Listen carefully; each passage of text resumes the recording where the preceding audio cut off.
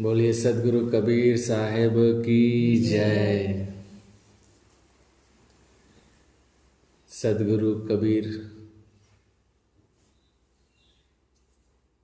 का मुख्य ग्रंथ जो प्रमाणित है वो बीजक है, और बीजक के अंत में जो 9 साखियाँ हैं वो किसी संत ने बीजक की महिमा में, उनकी महत्ता में, विशेषता में लिखा है।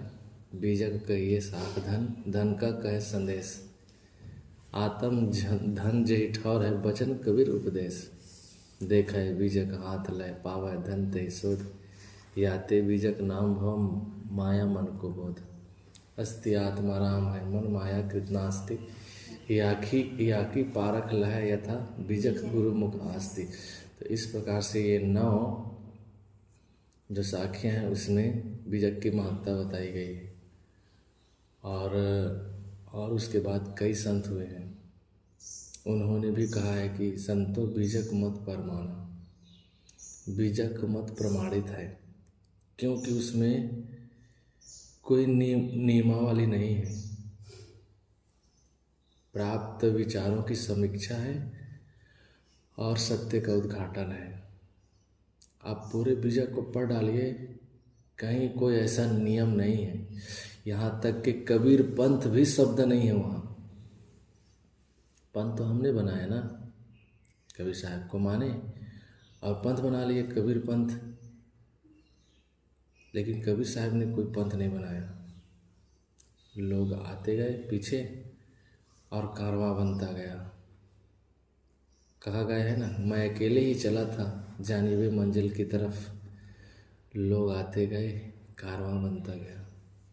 तो पहले आदमी अकेले ही चलता है सत्य के पथ पे, और लोग मजाक करते हैं, हंसी उड़ाते हैं, ताना मारते हैं, विरोध करते हैं, फिर धीरे से अपनाते हैं। क्यों अपनाते हैं? क्योंकि सत्य को तो अपनाना ही पड़ेगा, आज नहीं तो कल। नहीं तो दुख भोग भोग के अपनाओ, चाहे समझो पलक में, चाहे जन्म अनेक। जब समझो तब समझ है सब घट में देख। ये साहब का वचन है। चाहे पलक में, क्षण पल में समझ जाओ, चाहे अनेक जन्म लेना पड़े, दुख भोग भोग के समझो। चाहे समझो पलक में, चाहे जन्म अनेक।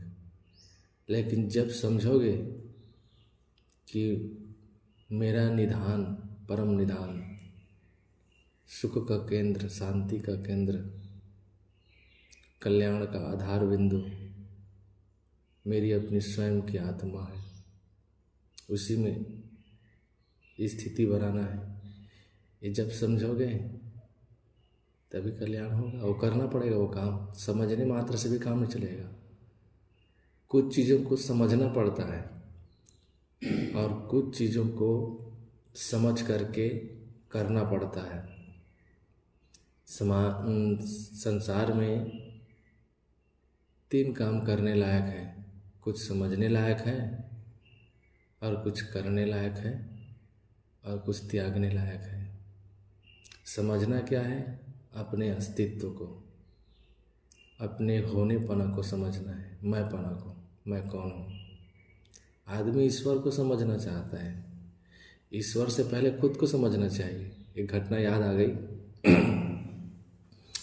एक संत ट्रेन में जा रहे थे, तो उस डिब्बे में और बहुत सारे लोग थे।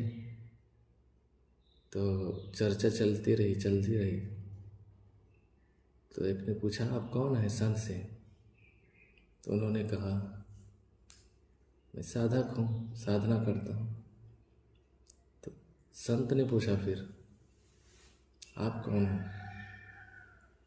तो उसने कहा, मैं डॉक्टर हूँ। संत ने कहा, मैंने आपका पेशा नहीं पूछा है, मैंने पूछा है आप कौन हो। तब वो हड़बड़ाकर कहता है, मैं ब्राह्मण हूँ। तब संत ने फिर कहा, मैंने आपकी जाति नहीं पूछी है, मैंने आपको पूछा आप कौन हो।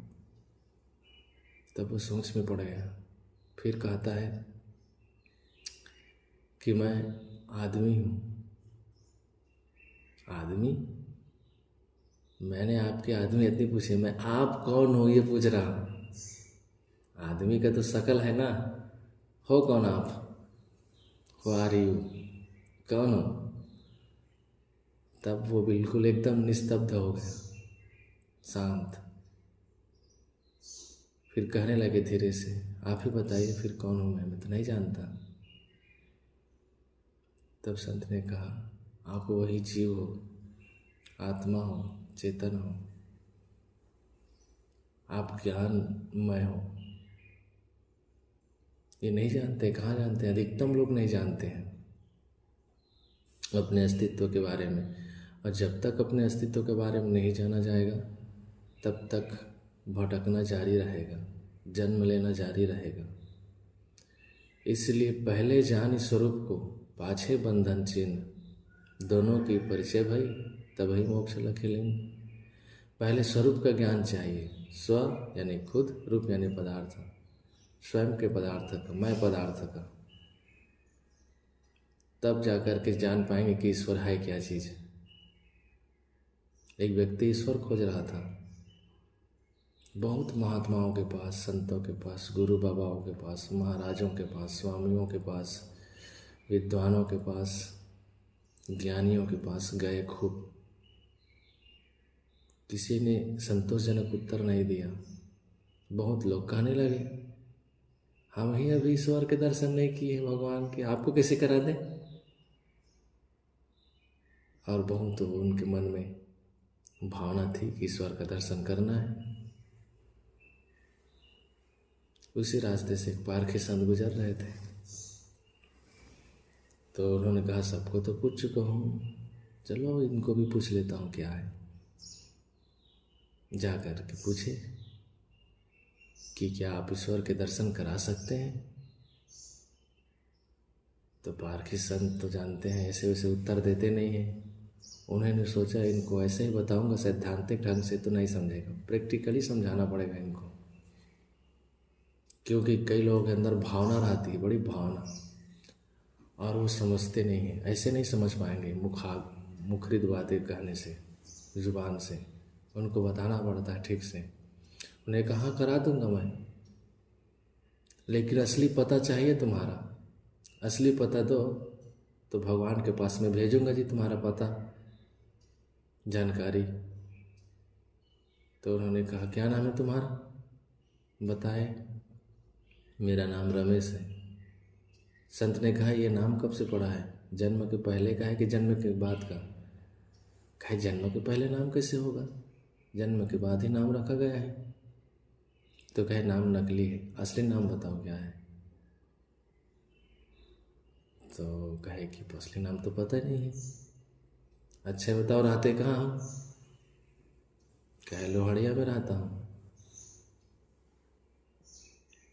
तो कहे, लोहड़िया में जन्म के पहले से रह रहे हो कि जन्म के बाद से?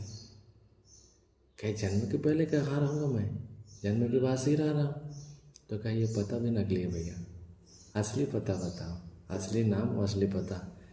तब वहाँ से चिट्ठी आएगी, तब भगवान ईश्वर दर्शन देंगे। बिना असली पता के नहीं देंगे। अब वो अपने पता करने में लग गया,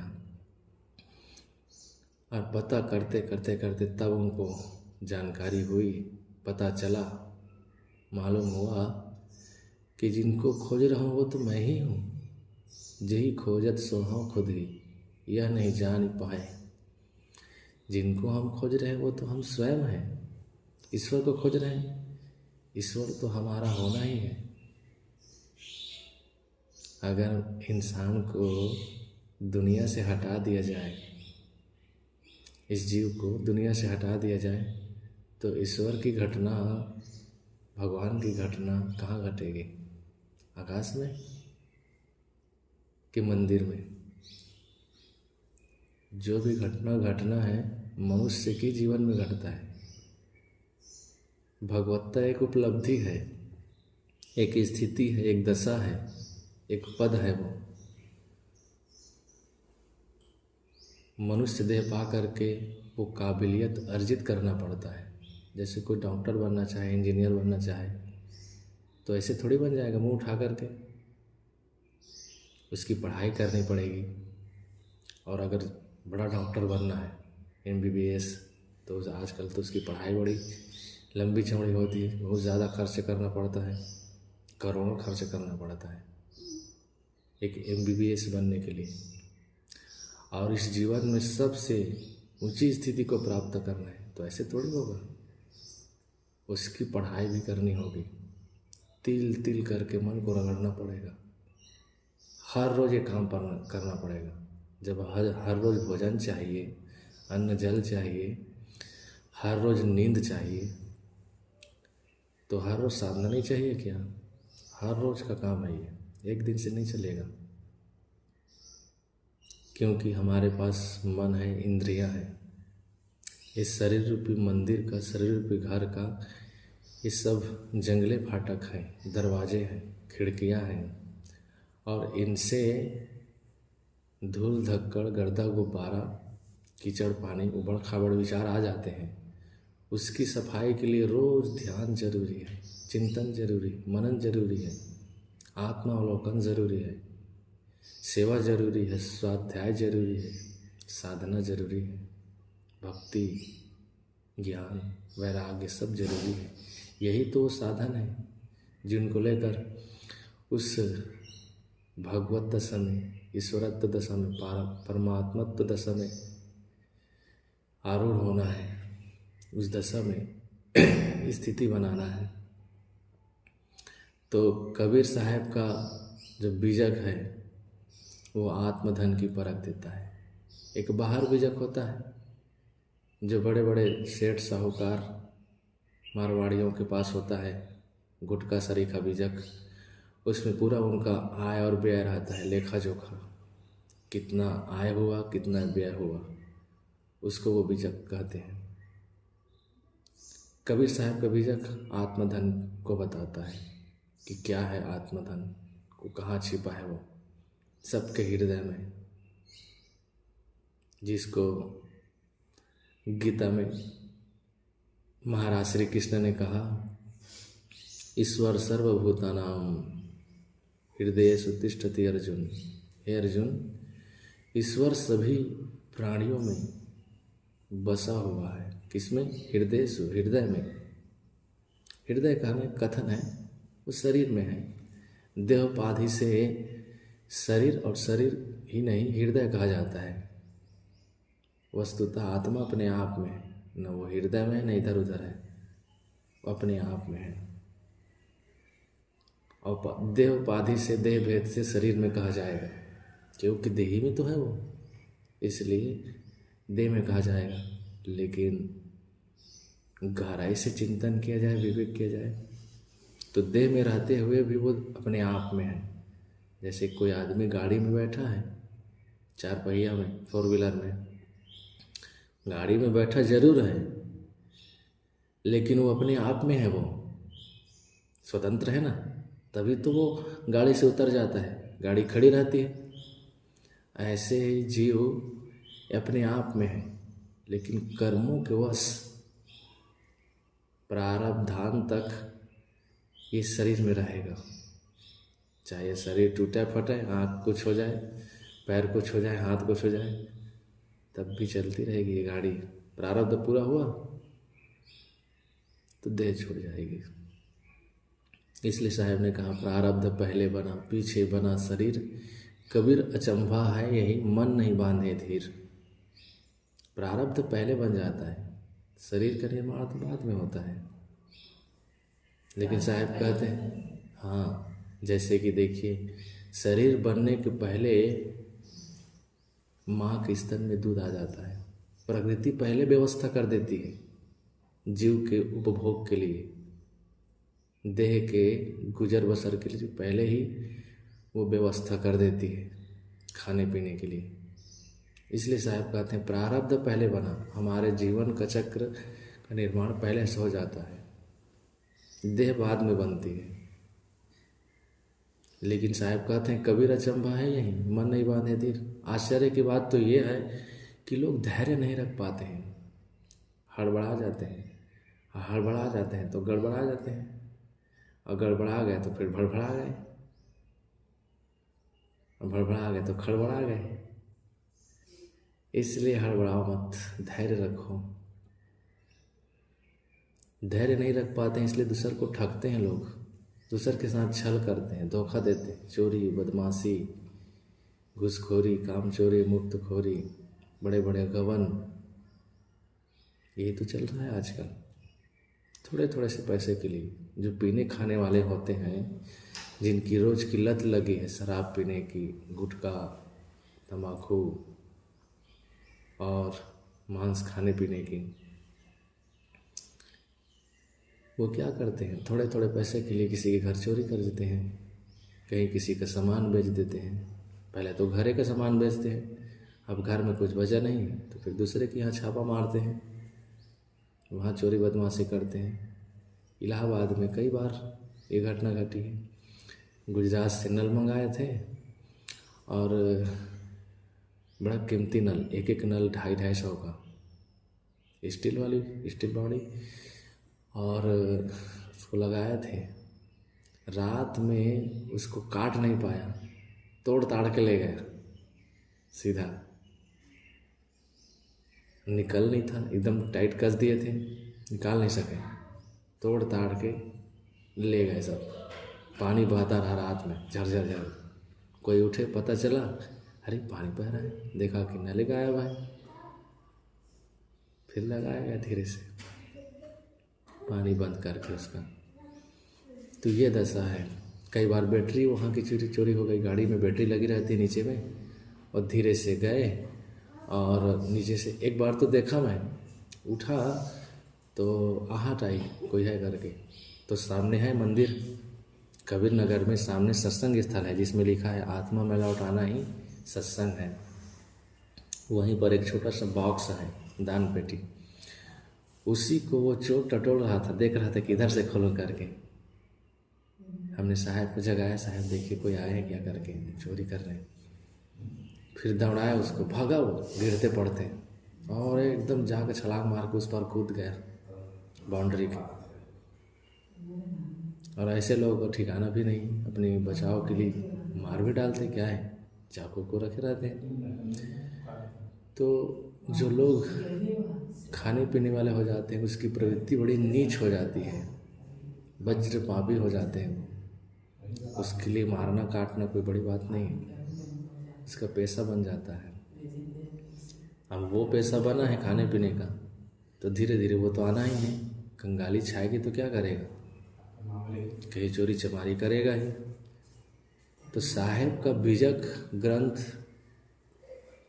ऐसा ग्रंथ है, ऐसा खजाना है जिसमें किसी के लिए कोई मुरवत नहीं है, किसी के लिए कोई अपेक्षा भी नहीं है, केवल सत्य कहना था साहब को। और जो उस सत्य के मार्ग में, सत्य के कथन में, कहने में आड़े आए, विरोध आए, उस सब का धज्जे उड़ाए साहब ने, पूरा छिलके की तरह उतार के फेंक दिया सारे भ्रम को, पाखंड को, चमत्कार को, कुरीति को, अंधविश्वास को, जो जनमानस में आज भी व्याप्त है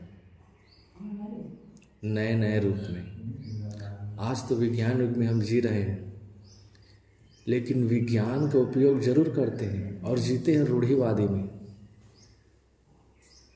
अविज्ञान का घोर पसारा है। आप टीवी में देखिए, लोगों को इतना भटकाया जा रहा है, इतना भटकाया जा रहा है, पट्टी बंधी है पहले से, उसमें और पट्टी बांध रहे हैं ताकि लोग अपने जीवन में होते हुए या आने वाली समस्या को देख न सकें। टीवी में सब वही परोसा जा रहा है, भगवान वाला सीरियल अलग से चल रहा है, शनि देव वाला अलग से चल रहा है, गांव गांव में शनि देव के मंदिर बनाए जा रहे हैं। और शनि देव क्या है? कुछ नहीं, शनि देव एक काल्पनिक पात्र है मात्र। जैसे कि जय मां संतोषी एक समय फिल्म आई थी और आज भी कभी कभी चलता है वो कहीं कहीं।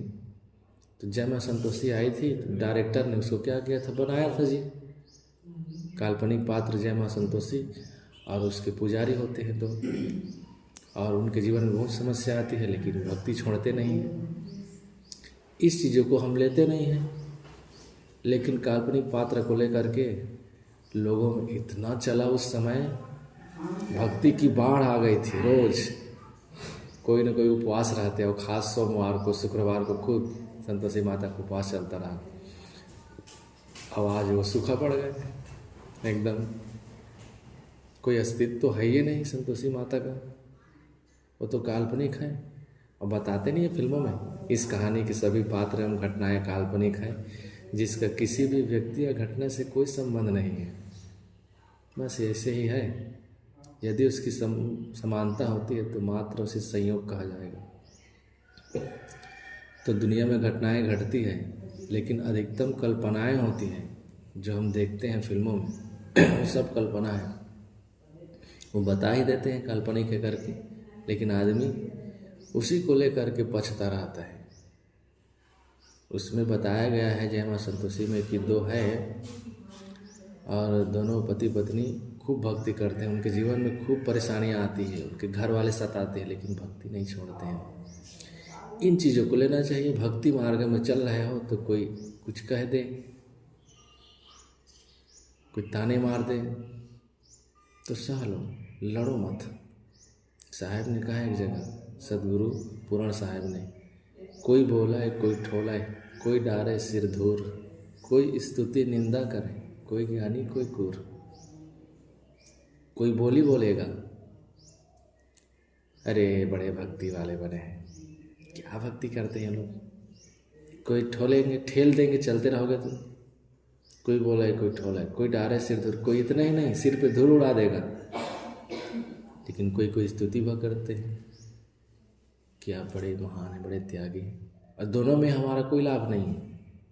कोई कुछ दे भलो करी माने, कोई हमें अच्छा कह दे, भला कह दे, माने हमें और कुछ दे देते हैं, इससे हमारा क्या फ़ायदा है। इसमें हमारा आध्यात्मिक कोई बढ़ोतरी नहीं होगी। हाँ, व्यवहार में हम बल्कि भूल सकते हैं, देखो वो हमें बहुत मानता है, ये चीज़ देते हैं, मानते हैं तो। और दोनों की ज़रूरत नहीं है। ज़िंदगी गुजरेगी, ज़िंदगी मिली है तो ये कटेगी, आराम से कटेगी। हाँ, ज़्यादा कुछ खाने पीने की चीज़ें नहीं है तो थोड़े से दिक्कत में कटेगी, लेकिन कटेगी। दुख में बसर हो या सुख में बसर हो, जीना तो हर हाल में होगा। लेकिन दुख कोई चाहता नहीं है। आदमी का मन ऐसा है घुमावदार, उलझा हुआ, पेचीदा, और दुख बनाता रहता है अपने आप। हर स्थिति में दुख बनाता है। तो कोई डारे सिर धूर, कोई स्तुति निंदा करे, कोई निंदा करेंगे, कोई ज्ञानी कहेंगे, कोई क्रूर कहेंगे, बड़ा क्रूर है, माँ बाप को छोड़ के आ गया, सेवा करना चाहिए था। जो कहते हैं वही माँ बाप के पास हरदम रहता है क्या? हरदम माँ बाप के पास रहेगा तो फिर खेती किसानी व्यापार नौकरी चाकरी कौन करेगा? माँ बाप की सेवा तो होती है, कभी ज़रूरत पड़ती है। ज़्यादातर तो अपने मन की सेवा की ज़रूरत है, और मन को कोई संभालता नहीं है, मन को कोई ठीक करता नहीं है। घड़ी बिगड़ जाए तो समझ में आती है, ट्रांजिस्टर बिगड़ जाए, रेडियो वगैरह तो भी समझ में आती है, साइकिल बिगड़ जाए, गाड़ी मोटर बिगड़ जाए, घर के साथ सामान बिगड़ जाए तो समझ में आती है। आदमी बनवा भी लेता है तुरंत, ज़रूरी है समझ के। लेकिन मन बिगड़ा है, समझ में नहीं आता। मन बिगड़ने का लक्षण क्या है, पहचान क्या है? दुखी है आदमी, अंदर से असंतुष्ट है, अंदर ही अंदर आदमी खोया खोया सा है, खींचा खींचा सा है मन, परेशान परेशान सा। यही तो लक्षण है मन की खराबी का। चिंता है, चिंताग्रस्त है आदमी, भयभीत है, डरा हुआ, डरा सा, परेशान सा है, उलझा उलझा है। यही मन की खराबी का पहचान है, बिगड़ा होने का पहचान है। और इसके बनाने के लिए कोई ध्यान नहीं देता है। शरीर को खूब सजाता है आदमी, पूरा पाउडर पोत करके निकलता है घर से, और कई लोग लिपस्टिक लगा के निकलते हैं, इतना धुआंधार, तो ऐसा लगता है जैसे कि कोई बिल्ली चूहा खा कर आई हो, लाल लाल पूरा। इतना सिंपल रहना चाहिए। हमारे जो खूबसूरती है, हमारी सौंदर्य, वो सहजता में परम सौंदर्य है, परम खूबसूरती है। लेकिन नहीं, दुनिया भर के पोतना है, ये भी तो खतरनाक है। तो बात यहाँ से उठी थी बीजक इतना ऊंचा ज्ञान है, इतना खरा ज्ञान फोर्सली साहेब ने किसी को नहीं बख्शा है। जिनको एक तरफ से दुनिया मानती है, साहेब ने दूसरे तरफ से उस सब का नाम ले लेकर के कह दिया कि वो नहीं है, सब चले गए। जिनका नाम लेते वो सब चले गए। और वो सब मायावी जीव थे। संतों आवाए जाए सो माया, है प्रतिपाल काल नहीं वाके, न कहो गया न आया। कामक सूदन मच्छ कच्छन होई, शंखासुर न संहारा। है दयाल द्रोह नहीं वाके, कहो कौन को मारा। वह करता नहीं बराह कहाए, धरनी धरियो नहीं बारा। ये सब काम साहेब के नाही, झूठ कहे संसारा। खम्भ फोरी जो बाहर होई, ताहि पति जे सब कोई। हरणा कुछ न कबो द्रविदारा, सो करता नहीं होई। बावन रूप न बलि को जांचे, जो जांचे सो माया। बिना विवेक सकल जग भर में, माया जग भर माया। परशुराम छत्री नहीं मारे, ई छल माया कीन्हा। सदगुरु भेद भक्ति नहीं जाने, जीव है मिथ्या दीन्हा। सिरजन हार न ब्याही सीता, जल पसाण नहीं बंधा। वै रघुनाथ एक कह सुमरे, जो सुमरे सो अंधा। गोपी ग्वाल न गोकुल आया, करते कंस न मारा। है मेहरबान सबहिन को, साहिब न जीता न हारा। वह करता नहीं बहुत कहाए, नहीं असुर संहारा। ज्ञानहीन करता के भर में, माया जग भर माया। वह करता नहीं भय निकलंकी, नहीं कालिंग ही मारा। ई छलबल सब माया किन्ह, जत सत्य सब टारा। 10 अवतार ईश्वरी माया, करता के जिन पूजा। कहे कबीर सुनो हो संतो, उपजय खपे सो दूजा। एकदम साफ कर दिया साहब इसने।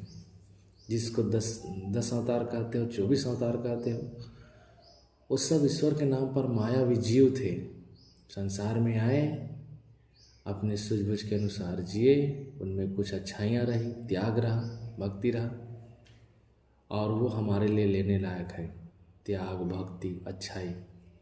बाकी जो उन्होंने गड़बड़ियाँ की, उसका मतलब किसी की भी गड़बड़ी को लोगे तो स्वयं गड़बड़ाओगे। चाहे वो ईश्वर कहे जाने वाला व्यक्ति हो। ईश्वर के नाम से आज भी कितने व्यक्ति हैं, भगवान दास, ईश्वर दास, गंगा दास, जमुना दास, है ना। तब प्रभु तो तरह तरह के नाम तो है ही है भगवत सूचक। क्या वो व्यक्ति सदस्य रहेंगे? वो भी शरीर छोड़ेंगे। तो कोई भी नाम हो, सबको छोड़ना पड़ता है। तो टाइम हो रहा है, इसके विषय में कल फिर चर्चा होगी, है ना। आज इतना ही। बोलिए सद्गुरु कबीर साहेब की जय।